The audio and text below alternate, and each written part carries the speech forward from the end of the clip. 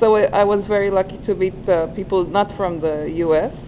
And have lunch with you guys. So can you present yourself and just I'm something about yourself? The Rassenfosse, living in Belgium, working for StepStone, which is one of the leading job boards in Europe. Okay. And I'm there as product management. Excellent. And I'm Kjetil Olsen. I'm also working for StepStone. I'm originally Norwegian, but living in Düsseldorf, Germany. Germany. Okay. So Christophe, can you tell us a bit about the most important thing a recruiter should do? Well, to make a long story very short, I think there's 3 pillars to answer. Correct me if I'm wrong. It's gonna be I will do. Promote your company so that you can attract people, then promote your jobs so that people know what you're looking for. And finally, as a recruiter, I would say, good for talent. There is plenty of CV database that you can have access to, and with a research engine which are optimized for just searching talent. Okay. When you say promote your company, what do you mean? Well, there are techniques to do employee branding.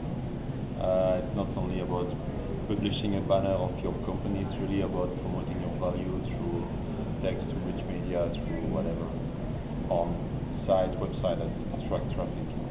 Okay, excellent. And what can you say, I forgot your name? Kjetil. About a very Norwegian name. Norwegian name, okay. So you'll excuse my Hebrew adaptation of it. So what would your recommendation be for the best way to work with a local job board? I think the employers first have to start with identifying their own needs. Before kind of starting the discussion with the job boards. The job board. And based on upon their needs, they then should look into the product portfolio of the job boards to define which kind of product mix they should use. A job board is not only a listing; it's much more normally. You can do CV searches and you can do employer branding campaigns. And based upon your needs, you should, as an employer, you should choose among these different product portfolios. Understand the different products that the job board offers. Yeah. Okay, and then choose the one that suits you right. So you're both talking about building a strategy up front, and not just going on and working. Too many employers do tactics rather than strategy. Okay. I think they're defining the long-term needs and build the tactics thereafter. And when you see organizations that do build a strategy, a long-term strategy, how does it impact their work in your mind? I think those are the companies doing the long-term strategy planning, also talent acquisition. They are the ones that are succeeding with kind of building a sustainable flow of candidates into the company, not only working on a campaign basis where they do in January 1 campaign, in May 1 campaign, and October 1 campaign.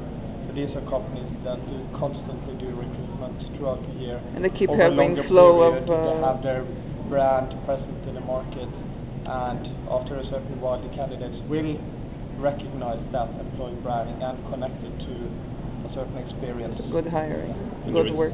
Anyway, a return on investment in doing that, because it's going to be cheaper to plan in advance than to do just tactic campaigns every time, a one-shot campaign.